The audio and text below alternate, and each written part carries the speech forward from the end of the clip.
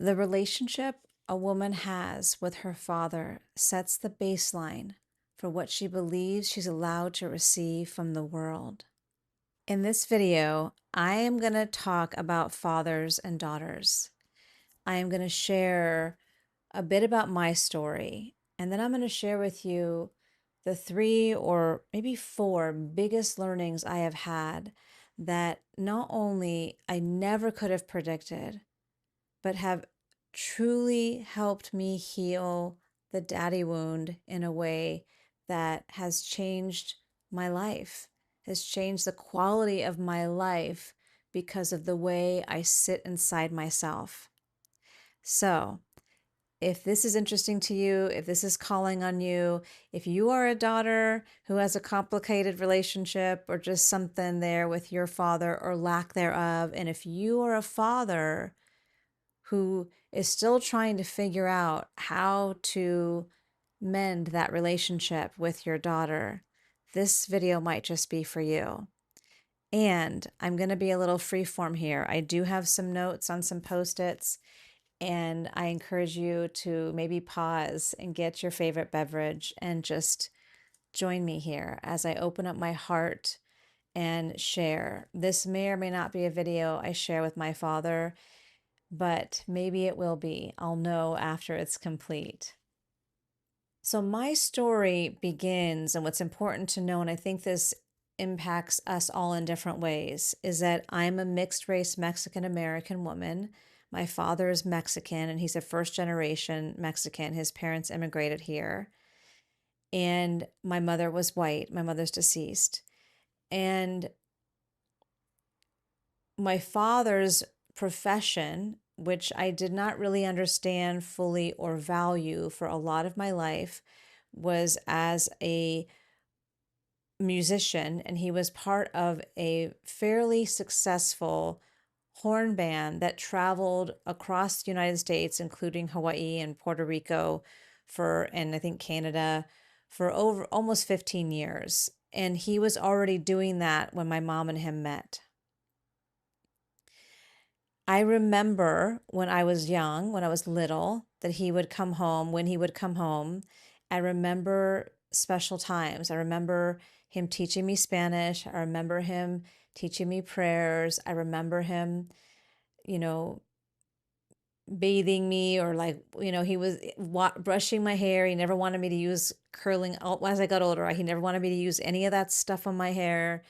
And I remember when I was really little, like pretending to fall asleep so he would carry me to bed. I remember he would come home and we would stay up late playing games. I mean, I have a lot of those fond memories. However, because of his profession, he was definitely gone more than he was home. And what I came to understand much later in life is that I was essentially saying goodbye to my father probably 15, 20 times minimum a year. And how that registered in my memory and in my body was taking him to the airport, crying, saying goodbye out of like the back seat, little triangular window of my parents' 1976 Chevy Malibu. Yes, I remember, with the 2 big doors, and being so sad and crying, a lot of crying. And I remember when he would come home, he would often bring me a t-shirt, and there was always this reunion. And same thing with my parents. I think there was a reunion. And what I understand now is that after a certain point, that became too much for my little nervous system to metabolize and to, I don't even know, try to understand. And, you know, we are the body, the mind, the brain. We are miraculous beings, and we are always trying to take care. And so some part of me shut down to that pain, shut down to him through that pain. And when I was about 10 or 11, the band decided not to continue. And I remember my father coming home because all the rules were changing and he was trying to, you'll hear a little blending here because I have many different awarenesses now as a grown woman of 54 years old, but also that has clarified more probably in the last 10 to 15 years, some most powerfully in the last 5 to 6 years.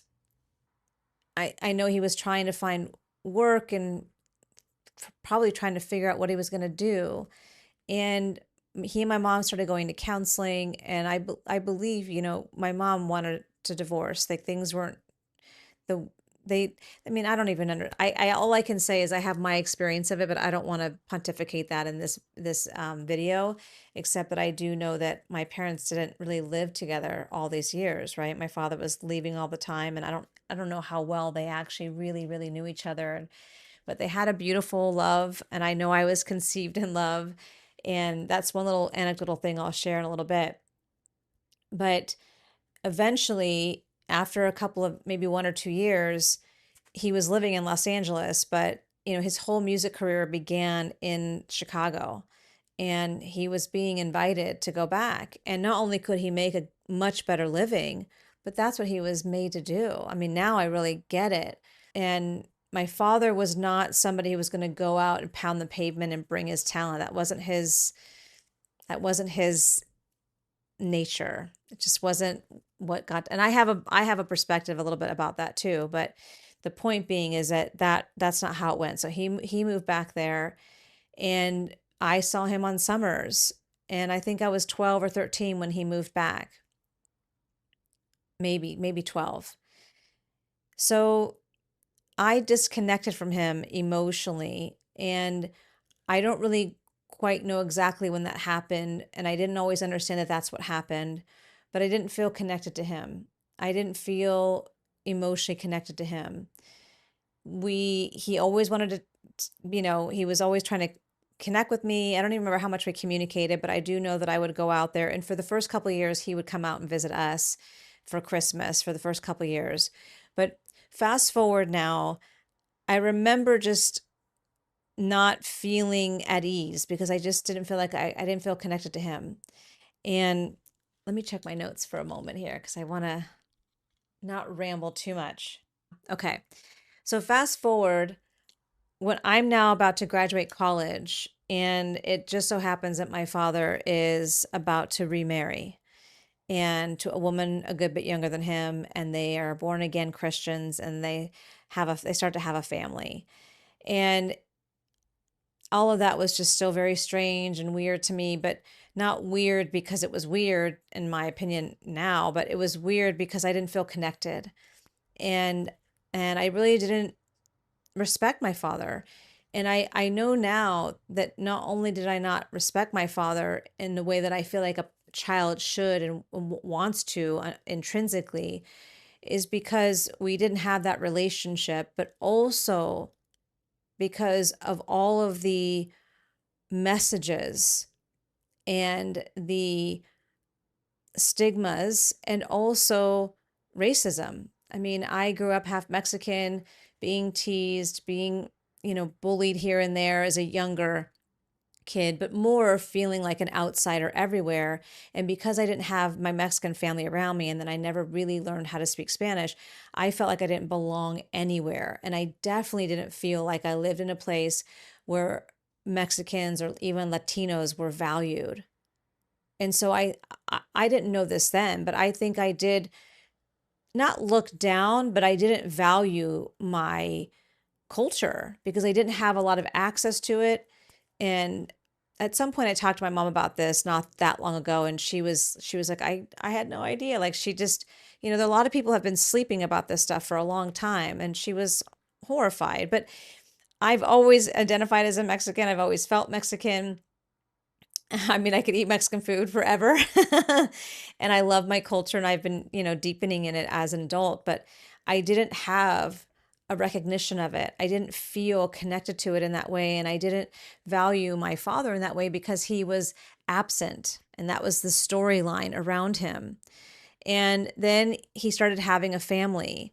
And for a couple years, we weren't connecting at all.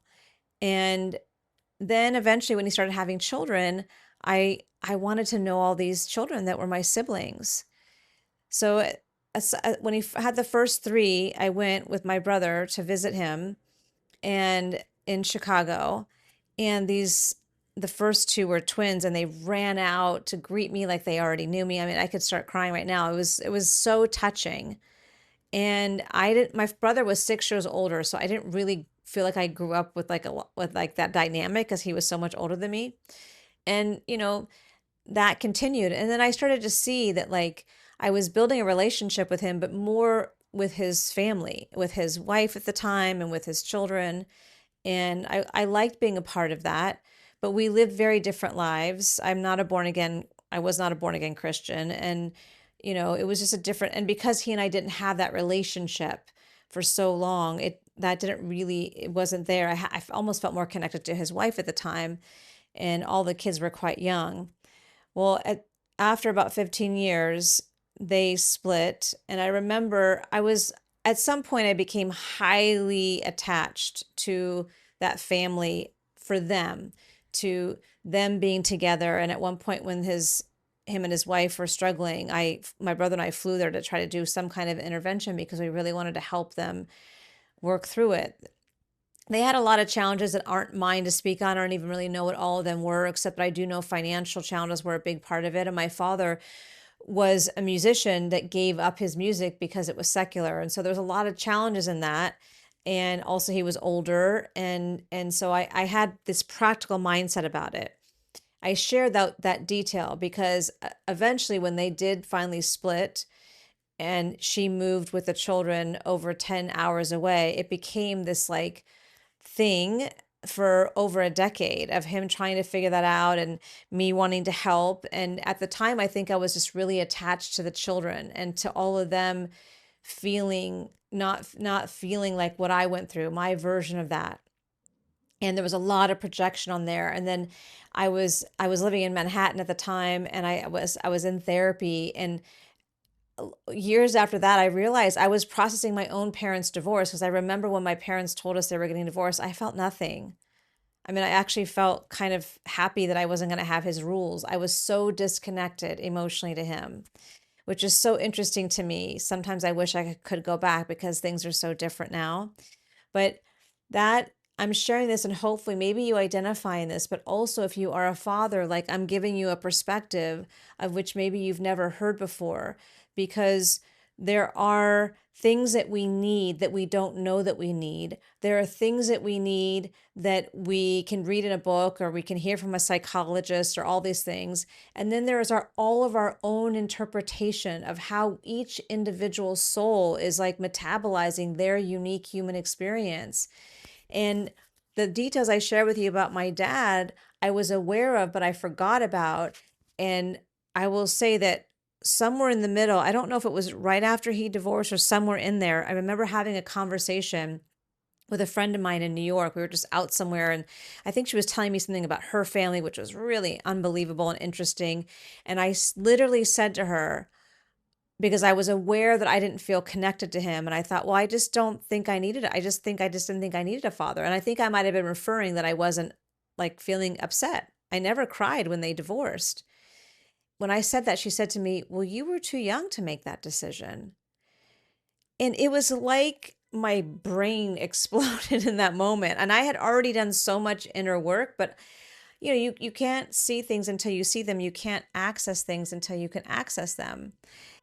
I'm hearing a beeping, and that could be really annoying. I'm also going to move the camera closer. Hopefully, this mood lighting's a little interesting. So, when my friend said this to me, you were too young to know that, she was right. And it was the beginning of something changing inside of me because I could not unhear that.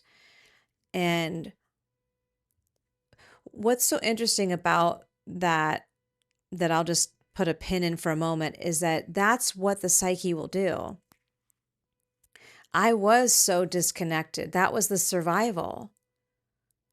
My nervous system was trying to protect itself, that didn't want to keep saying goodbye again and again and again. And by the way, I won't even spend too much time there, but that experience with my father, which didn't mean he was a bad father or didn't love me. Clearly he did. But that, I mean, he's a boomer and that was his career. And my parents, my mom was definitely unconventional and way ahead of her time. And I remember not that long ago, in the last 10 years, she's been gone for almost 2 years, but in the last 10 years, I remember at some point talking to her about some of this and her saying to me, well, I just thought you understood he was a musician. And it's like, what would a kid understand? I mean, like, but nobody parented her that way. Parents weren't thinking about how their choices and how the things that they say. And I mean, even today, you have to be a really dedicated, not just conscious, but humble and spare your ego, which we're not really taught how to do that. So, you know, that I think was the beginning of something because that was me seeing that, oh, there was more there, but I just had no conscious connection to it. And before this happened, because it was before I was living in New York, I was married for a short time. And I remember when we got married and we were moving into our own space and I was going through stuff, I found like at least 100 letters and cards from my father that I had received where he was always trying. He would write letters to me. He was always trying to connect with me. That can make me cry. He was always trying. And, you know, we don't know what we don't know. And when you're hurting or you've been hurt, you can really not see things. And that's why, wisdom comes with age. So that was really interesting when that happened. And it was the beginning. It took a long time. It took a really long time. Um, not that long after he and his wife separated, my father received this very unusual diagnosis of leukemia. Excuse me, I'm going to take a drink of water. And he was on his own. He ended up getting into a clinical trial at Northwestern, which was actually amazing. And he's been in remission ever since. And he's never had, a recurrence, which is like, thank God. But that was the beginning of us getting closer because, he was on his own. His whole family, his kids were still quite little. They were in another town. It was financially was a real hardship.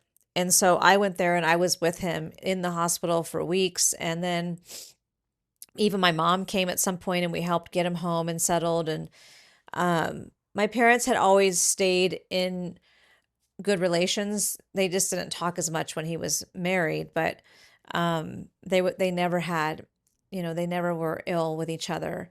And so that was the beginning and of things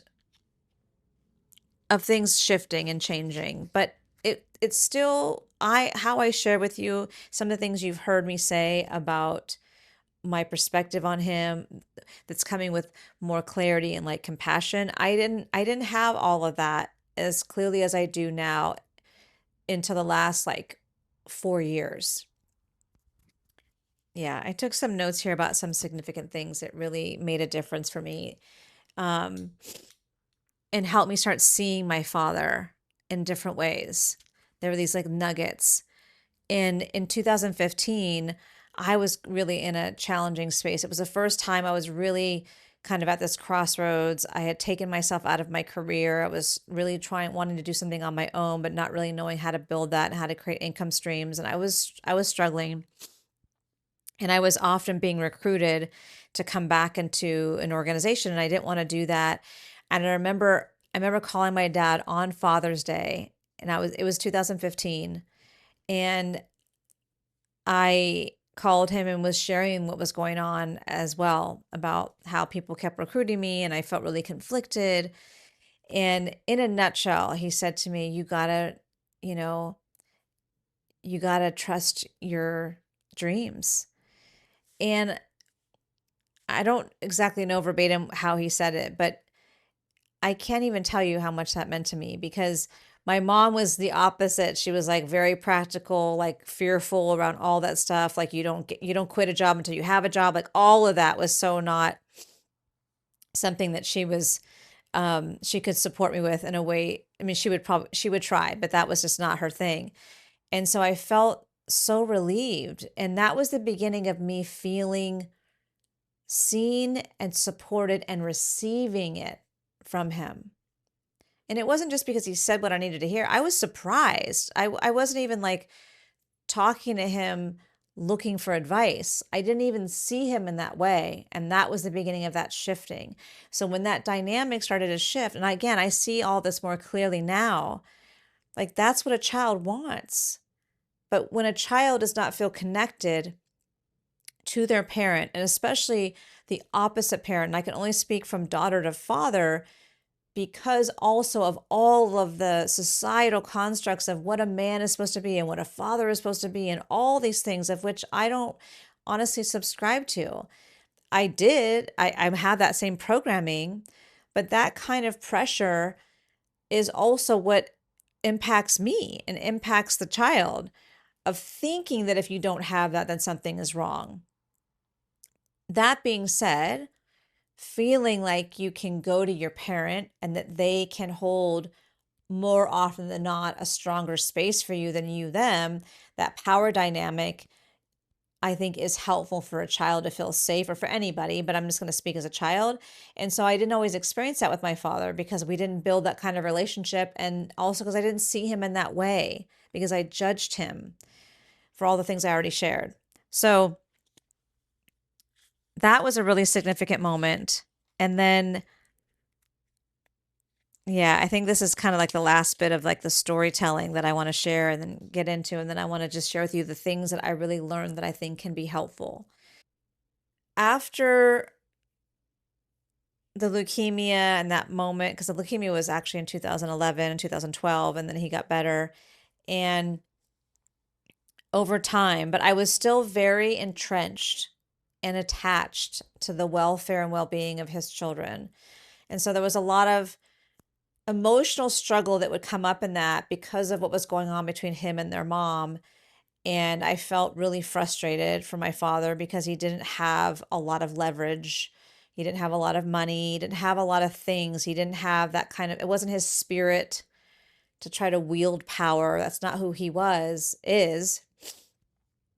And his children lived really far away, and he had a decent job that he needed for all that stuff. So the point being is that that was something that I can see now was all part of our path, but definitely got me very emotionally involved in something that really wasn't mine. But it is what it is, and this is how family can be.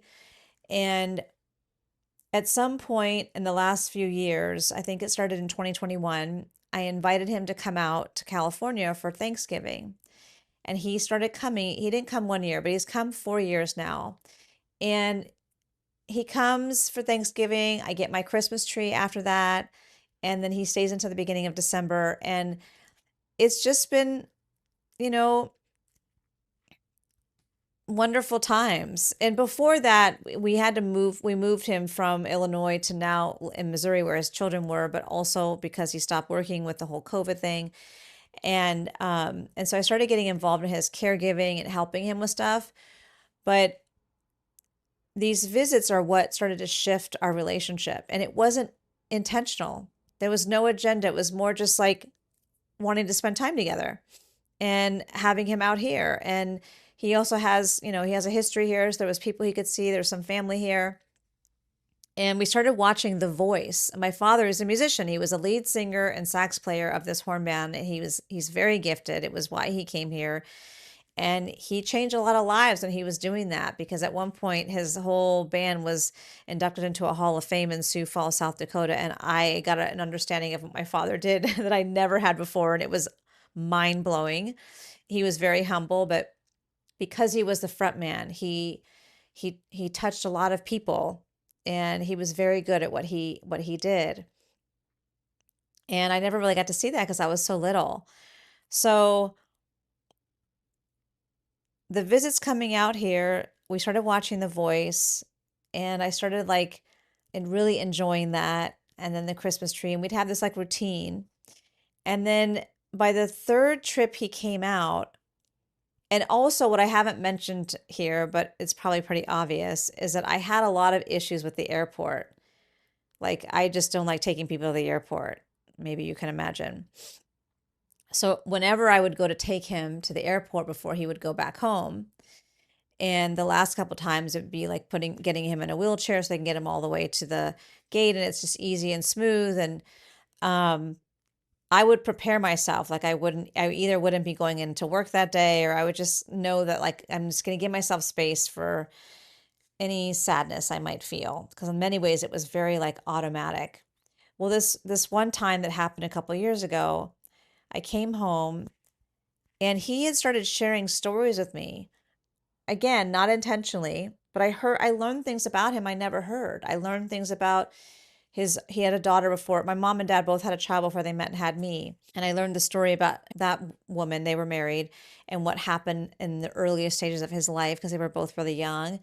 And I learned more about how he was always trying to create income and all the different jobs. And I was remembering things from a childhood. Like, he always wanted to make sure I was studying. He always wanted to meet my teachers. He was always interested in me doing well with my education. He was one of 11 children. I believe he was the only one that graduated high school because a lot of them had to work. And so I was learning these things. And so I'm kind of skipping over different details, but the point is that I remember coming back from the airport and just having this awareness come over me. Now, the concept was not brand new to me because it's part of a lot of the studying that I've done in my my master's degree in spiritual psychology, which I did in 2000, employed me with a skill set that's really helped me, live and understand and heal and help a lot of people as well. I just had this awareness because of some of the stories he had told me, and I was recollecting from the visit of him as just a man, not just my dad, of just a man trying to figure out his life, a Mexican man. And even he, I don't think, really understands the impact of this because it was just part of his life. But I can just, the racism, all the stuff that was not available to him because of his heritage and his culture, and how he was always just trying to figure it out and do his best. And when you are Catholic and Mexican and have 10 brothers and sisters, I mean, the family and the commitment, I mean, that's all there. I had that awareness of seeing him as just a man and not just my dad. And then I just had this tectonic awareness. Wow. All of these ideas, all of these judgments about my dad, about what he wasn't, about what he was, all those things I said earlier about the ideas, the stigmas, the judgments that made me look down on him and me, all those ideas and beliefs, they were hurting me. You've heard that saying of like a judgment is like holding a hot coal and thinking you're burning the other person, but you're holding it. It's the same thing. But it was revelatory. And I'm not saying I could have like circumvented all that because this is part of the human journey, but it was a freedom and a revelation that was such a blessing, because then I could really see that. I could really feel that, and I could transcend it. I could let it go, and I could just recognize that like this was just part of the path that unfolded. And yes, all that's still true. It doesn't take away that I do have anxiety around goodbyes, and I do have challenges in creating deep, intimate relationships with men, or maybe I've drawn men into my life that, because I do believe we attract things into our life to heal. And I absolutely attracted people into my life that were some iteration of what I unconsciously believed about myself. And there's still healing there in relationship that's available. That's always going to be the case. So that doesn't go away. What I didn't also say is that I just remembered this, that in the middle of this decade of my like over responsible way of being with him and his children, there was a time when I was getting fatigued by my own, I didn't see it that way, but I was getting fatigued by my own over engagement and I felt like he wasn't responding to something that I needed, or I was feeling scared about something going on with my health and he didn't really know. And I got really upset and I hung up on him. And then I think a lot of the anger had been present. I remember talking to my mom about it, and he actually called my mom about it. And she was like trying to counsel me and him, I think. And eventually, when we finally connected again, he apologized to me. And he apologized to me in a way, again, that I wasn't aware that I needed, or that I would actually even feel. But he actually apologized with a level of detail about what was going on for him, not as an excuse, but how he did not think about what that was doing for me and how sorry he was. And it was that too was transformational. It was a gift. And I didn't even really know how much my psyche needed it until it was happening. And I remember like just getting overwhelmed with emotion. You don't, it's like one thing happens doesn't mean it's all gone. But I've kind of bumped around, but I think I've made some sense here. And essentially those trips of him coming out here, and now I'm more settled in my life, and I'm much more conscious about things. He's been aging, and so I've had to do a lot of caring, and I've had to work on like pulling back just to take care of myself, because he's always grateful, but at the same time you can get into these like relationships. And now I have his oldest daughter is from his last family is more involved, and it's such a godsend. And I'm so glad he's getting to have time without those children now that he's living closer to them. It's a work in progress, and the healing that has happened, I was not trying to find, I was not trying to fix, I was not trying to like, it was not a focused, concerted intention. It just started happening. And when that awareness happened with him after the airport, with me taking him and coming home and having that revelation about seeing him as a man, and realizing it was all these ideas that were so much more about society, and how much that hurt me, and just not valuing him. um it just that can make me cry. That can make me feel sad, but it's just part of growing up and being a human, and the way that we metabolize things, and obviously the world that we're living in, and the constructs around you have absolutely impacted what you believe is okay and not okay. And all of that is not always for us. It's for us to determine, is this useful? Is it real? Is it true? And so many of us don't always think that way. So I hope some of that is also helpful too. I think the last thing I want to share are just the summary of the big kind of significant things, the overarching. There's really three, but four. And the first one is that the beliefs are what's harming us. The beliefs that we can update. The story that you're holding is what's harming you. And some of it might be true. I'm not saying it's not true, but some of it may not be true. Some of it is a deduction. Some of it is a story of an understanding that got locked in the body and the psyche based on how it was metabolized at the time. And that's a key piece of something that I teach in general, and that is our inner operating system. And we are not taught about that. So we're just going around, walking around this world with all of these memories that were created often unconsciously. And I get it. There are a lot of dads that have not apologized. There are a lot of dads that have done really not good things, not loving things. There are dads that have been abusers. There's all of that. And I'm not here to counsel or advise on the whole breadth of the story. I'm just offering that there's always so much more than what we know. And if the story that you're holding, even if your father is deceased, or they're not in your life, and you can't imagine them ever being in your life, there is more there that you could consider expanding as a human being's life, like people that harm people were not born that way. They were harmed, right? So it doesn't mean that it's okay.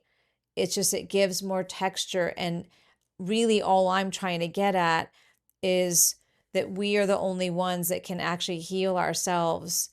And a lot of what we need to heal is the way we hold something inside of ourselves. Our parents have a huge impact on who we are, how we become who we are. And that's just how humanity and that's how evolution happens. And we don't always know how powerful that is. And some of the things I shared so far also, like, I understood a lot of them intellectually, but I could not feel them below here for a lot of my life. And over time, I could see more and more and I could experience more and more. So the beliefs are what harm us. That's one of my notes here. The next one is to see them as a person. You know, they're not just the role they played. They were a little boy, little kid. My father thought he was going to be a football player. That's what he wanted to do. Can you imagine how many Mexican football players went anywhere back then? Anyways, the point is like, you know, he found his path to music. So see them as a person.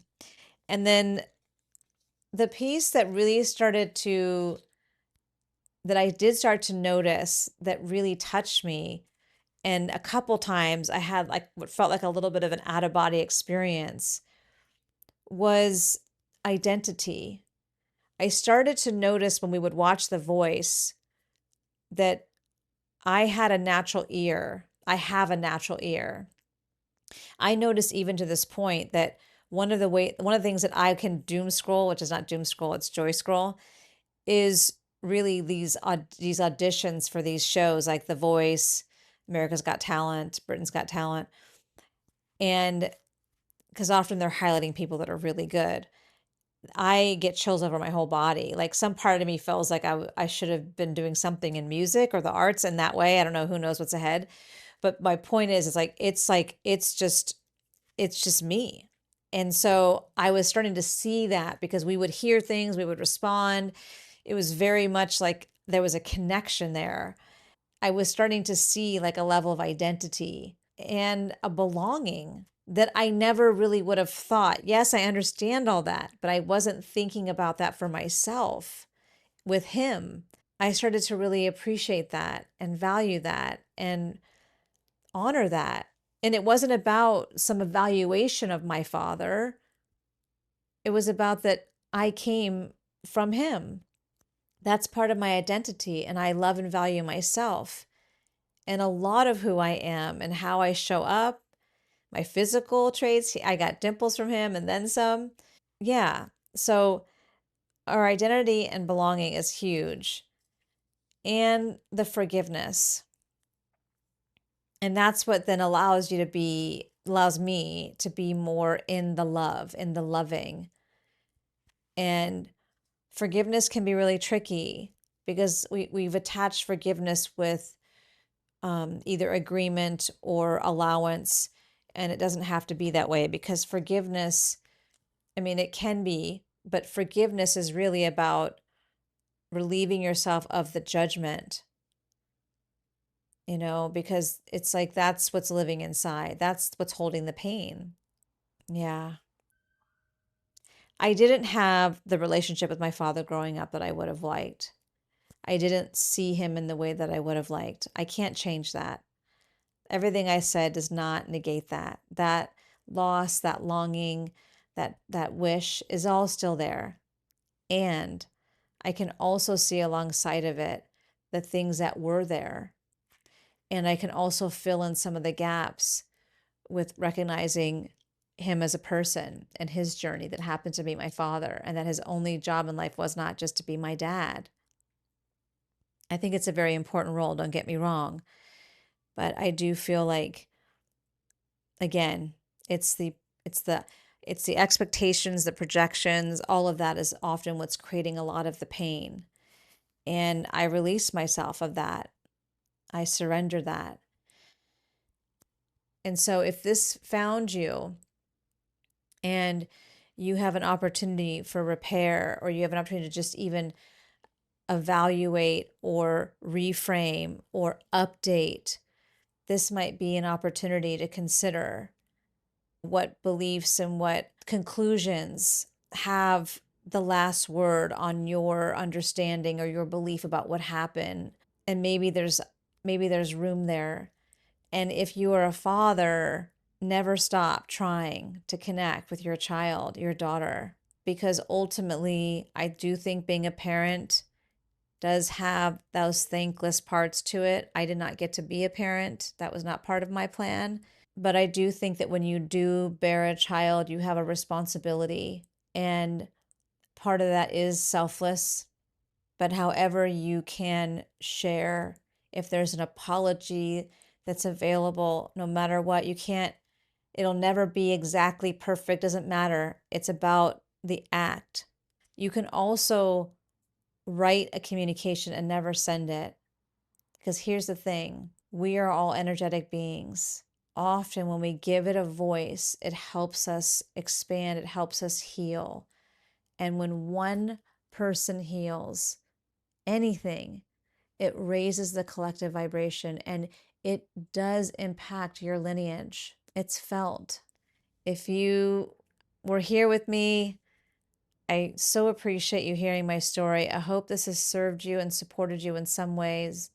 I'm open to any questions. Love to hear from you down below if you're called to. It means so much to me as well, just to know that who is listening to this outpouring. And if you're new to me, my name is Jennifer, and I am here every day to remind you that your truth is your power. So trust yourself and watch your life transform. I'll see you tomorrow.